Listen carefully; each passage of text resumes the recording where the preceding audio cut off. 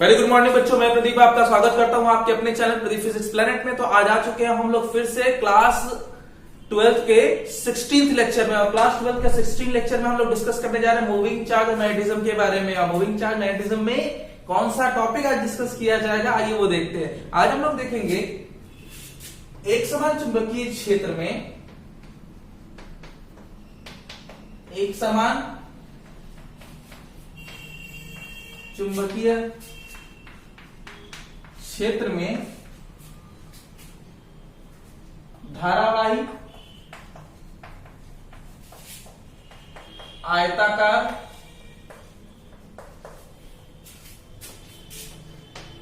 कुंडली पर बल युग्म का आघूर्ण या बलाघूर्ण, ठीक है, बल आघूर्ण, इसे बल युग्म का आघूर्ण भी कहते हैं। बल युग्म किसे कहते हैं बच्चों? जिसमें दो कपल ऑफ फोर्स, मतलब दो फोर्स काम करते हो, दोनों का काम बस कॉइल को घुमाना, तो ये बल युग्म का आघूर्ण है, ठीक है। आइए बात करते हैं। जस्ट थिंक अबाउट इट, यहां पर एक समान चुंबकीय क्षेत्र को प्रदर्शित किया गया है, एक समान चुंबकीय क्षेत्र। और मैं एक और डायग्राम बनाने के लिए यहां पर एक समान चुंबकीय क्षेत्र को यहां पे प्रदर्शित कर रहा हूं। ये हो गया। यहां पर आपने क्या करा, यहां पे आपने कर दिया एक कॉइल को ड्रॉ, ये कॉइल, ठीक है, धारावाही कुंडली, ये बना दिया। अब क्या करना है कि ये अपनी ऊर्ध्वाधर अक्ष पर घूमने के लिए ऐसे स्वतंत्र है, घूम सकता है। अब आपने करा क्या कि इस कुंडली का नाम रख दिया P Q R S। इसमें धारा प्रवाहित हो रही है बच्चों, और ये धारा ऐसे रिवॉल्व होकर के अपना चलेगी इस कॉइल के अंदर। जब इस कॉइल के बारे में बात हो तो ये कॉइल इस तरीके से है, आयताकार कुंडली, आयताकार कुंडली P Q R S में, आयताकार कुंडली P Q R S में जो P Q है बच्चों वो पैरेलल है और समान होगा किसके, एस आर के, और वो होगा क्या, भुजा A लिख सकते हैं या फिर आप लिख सकते हैं B, भुजा B चौड़ाई। और अगर मैं बात करूं इस वाले की, तो ये भुजा PS is equal to QR is equal to लंबाई L लिखी जा सकती है, ये लंबाई होगी। अब ये रिप्रेजेंट करता है चुंबकीय क्षेत्र B को, जो कि इस डायरेक्शन में है। अगर मैं इस पर एरिया वेक्टर के बारे में बात करूं तो जो एरिया वेक्टर होगा वो कुछ इस तरीके से होगा, ये एरिया वेक्टर का डायरेक्शन, इस कॉइल का एरिया वेक्टर का डायरेक्शन। Okay fine. अब थोड़ा बात और डिटेल में करने की कोशिश करते हैं, थोड़ा समझने की कोशिश करते हैं कि इस कॉइल की इस भुजा का क्या रोल है। आपको बल आघूर्ण का फॉर्मूला लर्न होगा। बल आघूर्ण का और बल युग्म के आघूर्ण का दोनों का फॉर्मूला सेम होता है, बल गुणे बल की क्रिया रेखा से लंबवत दूरी, ठीक। तो यहां पर इसको घुमाने का काम कौन करेगा, ऑफ कोर्स बल। पहले देखते हैं बल कैसे लगेगा। लेफ्ट हैंड रूल से हम बल निकालते हैं। धारा की दिशा कहां है, ऊपर, चुंबकीय क्षेत्र इधर है, तो बल की दिशा कहां होगी, इनसाइड, अंदर की ओर। तो बल कहां लगा, अंदर की ओर। अंदर को आप कैसे दिखाते हैं, क्रॉस से, और ये लगा अंदर की ओर ऐसे F1, यहां पे F दे दीजिए, 1 भी लिख सकते हैं। सिमिलरली अगर मैं बात करूं इधर, तो ये धारा ऐसे करके नीचे की ओर आएगी, तो धारा की दिशा नीचे की ओर, चुंबकीय क्षेत्र इधर है, तो बल की दिशा कहां होगी, बाहर। और बाहर को आप दिखाएंगे डॉट से, और ये आपने दिखा दिया, ठीक है, ये आपने दिखा दिया। तो दो बल हो गया, एक बल अंदर की ओर और ये बच्चों डॉट है, मतलब ये बल बाहर की ओर, मतलब ये कॉइल इस तरीके से घूमने के लिए फ्री हो गई है, अब घूम सकती है। जहां कुंडली के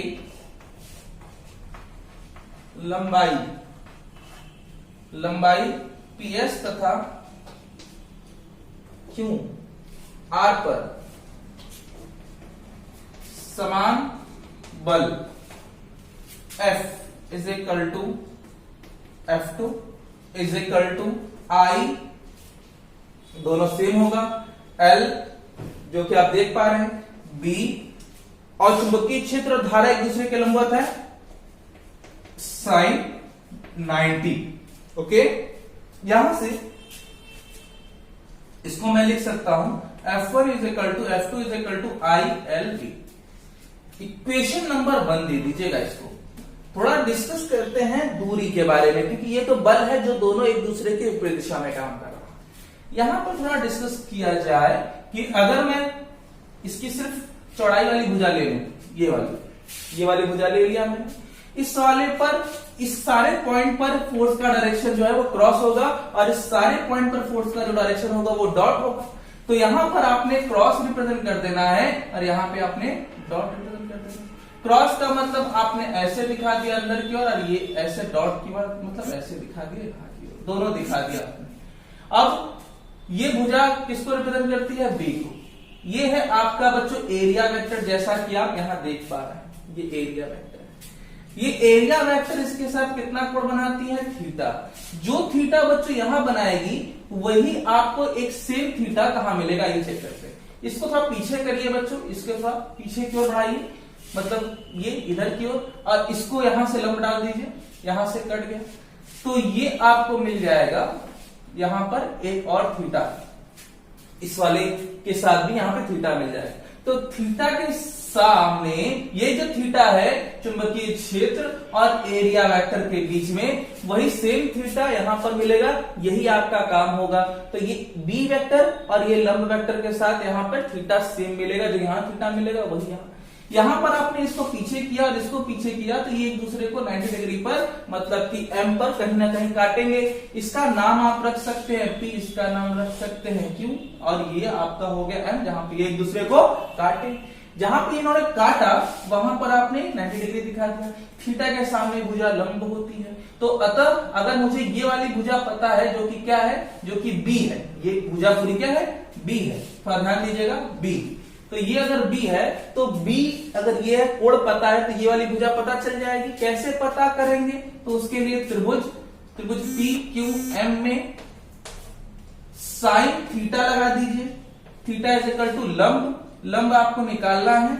लंब आपका नाम क्या है? एम क्यू, और कर्ण कितना है? P Q. यहां से आप लिख सकते हैं M Q is equal to P Q sine theta. Similarly यहां से पी क्यू की वैल्यू आपको पता है, तो यहां से आप बी साइन थीटा भी मेंशन कर सकते हैं, इक्वेशन नंबर 2। ठीक, अब मैं बात करूं कि बी साइन थीटा आपको पता चल गया है, तो यहां से अगर मुझे बल आघूर्ण निकालना होगा या बल युग्म का आघूर्ण निकालना होगा, तो दोनों का फॉर्मूला सेम ही होता है, बल युग्म का आघूर्ण और बल आघूर्ण का। तो यहां से मुझे अगर टाउ निकालना हुआ तो टाउ कैसे निकालेंगे, आइए देखते हैं। तो टाउ इज इक्वल टू हो जाएगा आपका बल और इसकी क्रिया रेखा से लंबवत दूरी। क्रिया रेखा आपका बल है, ये देखिए बल की क्रिया रेखा से लंबवत दूरी, ये लंबवत दूरी कितनी है? ये है बी साइन थीटा। ठीक, तो होता है बी साइन थीटा, मतलब आप लिख सकते हैं एम क्यू। एफ की वैल्यू रख दी जाए बच्चों, इसको इरेज कर देते हैं और देखते हैं कि अगर हमें टाउ की वैल्यू निकालनी होगी तो tau is equal to F की वैल्यू आई एल बी, और साथ में ये बी आई एल बी और साथ में बी साइन थीटा। यहां से टाउ इज इक्वल टू आप इसको लिख सकते हैं I into B into L into B, और साथ में साइन थीटा लिख सकते हैं। साथ में यहां पे एल इंटू बी मतलब लंबाई गुणे चौड़ाई, मतलब area of coil. Area of coil मतलब tau is equal to I A B sine theta, मतलब टाउ की वैल्यू जो मिली वो ये मिली। अगर ये सिंगल कॉइल हो तब, अगर इसमें कई सारे फेरे हो जाए, तो यदि कुंडली में कितने फेरे हो? n फेरे हो बच्चों। अगर इसमें ऐसे ऐसे करके और फेरे डाल दे तो यहां पे टॉर्क जो है उसी की रिस्पेक्ट में बढ़ जाएगा। तो टॉर्क का मतलब आप समझते ही हैं कि घूमना, N A B sine theta. तो ये हो गया टाउ का फॉर्मूला NIAB। यहां पे जरा आप याद करें, कल जो बच्चे हमारे क्लास किए थे इसको पहचान रहे होंगे NIA को। इसको हम लिख सकते हैं बच्चों क्या, MB साइन थीटा। ये हो गया टाउ का एक और formula, tau is equal to MB sine theta. मतलब टॉर्क जो है वो डायपोल मोमेंट, M क्या है, द्विध्रुव आघूर्ण, M द्विध्रुव आघूर्ण होगा, जिससे हम अब टाउ की वैल्यू निकाल सकते हैं। तो बच्चों ये बात क्लियर हो गई, tau is equal to MB sine theta. अब मुझे अगर ये चेक करना हो कि सबसे ज्यादा टॉर्क क्या होगा, बच्चे कुछ ऐसे तो नहीं है जिनको नहीं समझ आ रहा है कि टाउ की वैल्यू एक्चुअली क्या बताती है। तो जब कोई कॉइल घूमती है ना, तो घूमने के लिए हमें सबसे पहले उस पर बल लगाना होगा ताकि वो घूमे। अब घूमती है तो उस पर बलागुण कार्य करने लगता है। जितना आसान चाहते हैं आप घुमाना उसे, उसके टॉर्क की वैल्यू उतनी अधिक होनी भी चाहिए। याद रखिए, तो टॉर्क किस पर डिपेंड करता है, उसके डायपोल मोमेंट पर, इस कॉइल के और चुंबकीय क्षेत्र पर, और साथ ही एरिया और चुंबकीय क्षेत्र, एरिया और चुंबकीय क्षेत्र के बीच में कोण पर। अब मैं सबसे ज्यादा टॉर्क कब अनुभव करूंगा, आइए चेक करते हैं। सबसे ज्यादा टॉर्क मतलब इसमें केसेस, पहला केस कि अगर ये कॉइल ऐसे है, अगर ये कॉइल मैग्नेटिक फील्ड, ये चुंबकीय क्षेत्र के साथ ऐसे लंबवत, तो यदि कॉइल कुंडली चुंबकीय क्षेत्र के क्या हो, लंबवत हो, तो अगर लंबवत हो जाए बच्चों, तो यहां पर थीटा की वैल्यू कितनी मिलेगी, वो थीटा एरिया वेक्टर और मैग्नेटिक फील्ड के बीच में चाहिए, तो वो 0 डिग्री होगा। दोनों एक ही दिशा में हो जाएगी, लंबवत भले है लेकिन एरिया वेक्टर के साथ 0 डिग्री बनाएगा। अर्थात यहां पे आप लिख सकते हैं क्या, यहां पे लिख सकते हैं tau is equal to MB sine 0, और अर्थात टाउ की वैल्यू क्या होगी, 0 हो जाएगी। मतलब कॉइल आपका बिल्कुल नहीं घूमेगा। कॉइल कब घूमेगा, जब ये कॉइल ऐसे न रखा हो, कैसे, क्षेत्र के लंबवत, तब कैसे घूमेगा, कितने से घूमेगा, तो कितने से घूमेगा ये भी तो चेक करना होगा। तो अब इसको हम लोग समांतर रख देंगे बच्चों, समांतर, बाकी सारी कहानी वही होगी, यही होगी, बस समांतर रखेंगे। मतलब कॉइल ऐसे ना होकर के ऐसे हो जाए। तो इस समय एरिया वेक्टर इधर बाहर की ओर, चुंबकीय क्षेत्र इधर, तो थीटा की वैल्यू इस बार 90 डिग्री लीजिएगा और सॉल्व कर दीजिएगा। Tau is equal to MB sine 90, और मैं बता दूं कि जो टाउ की वैल्यू इस बार मिलेगी, वो टाउ की वैल्यू मिलेगी MB, जो कि इससे ज्यादा आप एक्सपेक्ट नहीं कर सकते। तो ये मैक्स होगा। सबसे ज्यादा टाउ कितना लेगा, tau is equal to MB, और सबसे कम टाउ इज इक्वल टू 0, जब ये घूमेगा ही नहीं। इस समय सबसे तेजी से घूमने के लिए तैयार होगा। लेकिन एक समस्या है कि जब ये कॉइल घूमेगा तो ये किसी दूसरे कोण पर पहुंच जाएगा, और जैसे ही दूसरे कोण पर जाएगा तो थीटा की वैल्यू बदलने लगेगी, और थीटा की वैल्यू बदलेगी तो कभी कल धीरे घूमेगा, कभी तेज, और कभी रुक जाएगी। तो कॉइल की कंसिस्टेंसी बनाए रखने के लिए हमारी सबसे बड़ी समस्या ये है कि हम ऐसा क्या कर दें जिससे हमारा कॉइल एक समान रूप से घूमता रहे। और एक समान रूप से घुमाने के लिए हमें कुछ आइडिया चाहिए। तो आइडिया चाहिए, चेक करते हैं कि ऐसा क्या किया जाए कि हमारा जो कॉइल है वो एक समान टॉर्क से घूमे। और हर आदमी चाहता है कि अगर वो इनपुट दे रहा है तो उसको आउटपुट जो है वो मैक्सिमम मिले। मैक्सिमम का मतलब होता है कि जितना टॉर्क आपने यहां पर देखा, मैक्सिमम MB, हम चाहते हैं कि हमेशा उतना ही मिलता रहे। तो उसके लिए मेरे पास एक केस है और उस केस की स्टडी करेंगे नोट में। अच्छा, अगर हम महत्तम बल आघूर्ण चाहते हैं, महत्तम बल युग्म का आघूर्ण चाहते हैं, तो हम क्या करें, तो उसके लिए हमारे पास जो कॉइल है वो कॉइल आपका त्रिज्य होना चाहिए। त्रिज्य का मतलब होता है कि आपका कर्व होना चाहिए। अब अगर कर्व हो जाए तो क्या फायदा होगा, ये थोड़ा उस पर भी बात करेंगे। अगर कर्व हो जाएगा तो जो आपका अभी मैग्नेटिक पोल था वो कुछ इस तरीके से था, इस तरीके से मान सकते हैं आप। ऐसे N था, ऐसे बच्चों S था। फ्लैट होने से मैग्नेटिक फील्ड एक समान रूप से सीधा रहता है।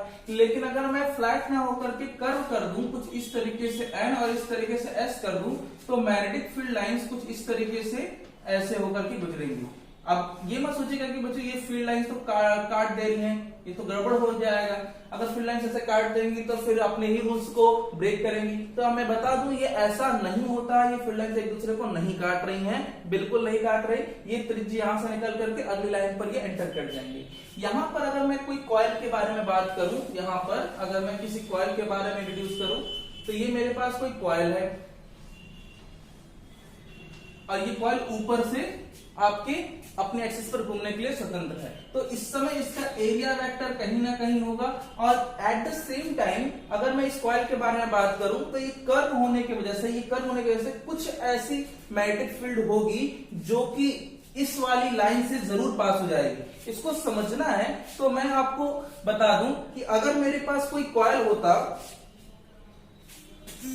अगर मेरे पास कोई कॉइल होता तो कुछ इस तरीके से है और फील्ड आपका जो कर्व लाइन ऐसे है, आपका जो मैग्नेटिक पोल ऐसे, तो फील्ड लाइंस कुछ यहां से निकल करके इस तरीके से इसमें से एंटर करके यहां से एग्जिट हो जाएंगी। और यही चीज यहां से भी निकल करके फील्ड लाइंस यहां से एग्जिट करने के लायक है। तो जब ये घूमेगा तो कोई ना कोई लाइंस इसके प्लेन से परपेंडिकुलर जरूर पास होगा। और अर्थात हम ये कह सकते हैं कि हमारे कर्व होने की वजह से मैग्नेटिक फील्ड इस प्लेन से हमेशा 90 डिग्री पर जरूर पास होगी। और 90 डिग्री पर जरूर पास होने के कारण ये जो आपका फील्ड लाइंस है ये आपको मैक्सिमम रिजल्ट देगा। मैक्सिमम रिजल्ट का मतलब क्या होगा? मैक्सिमम रिजल्ट का मतलब टाउ की वैल्यू आपको हमेशा mb sin 90 से टाउ मैक्स देगा और वो हो जाएगा mb। इसके लिए क्या समझ में आया? इसके लिए आपका जो मैग्नेटिक पोल N और S है वो कैसा होना चाहिए? रेडियल होना चाहिए, त्रिज्य होना चाहिए। तो याद रखिए कि आपका अगर मैग्नेटिक पोल त्रिज्य होगा तो आपको हमेशा किसी भी धारावाहिक कुंडली पर महत्तम बल आघूर्ण प्राप्त होगा। और यही कारण है कि हम जितने भी मोटर बनाते हैं, जिस घूमते हैं, उसमें आपका मैग्नेटिक पोल हमेशा कर्व होता है, कभी भी पैनल फ्लैट नहीं होता। आई होप ये बात आपको समझ में आई होगी और हमारी कोशिश है कि आपको ये चीजें 100% क्लियर हो जाए। इसलिए अगले लेक्चर को देखने के लिए आपको इस लेक्चर को अच्छे से पढ़ना होगा। आज के लिए बस इतना ही, अगले लेक्चर में मिलेंगे। धन्यवाद।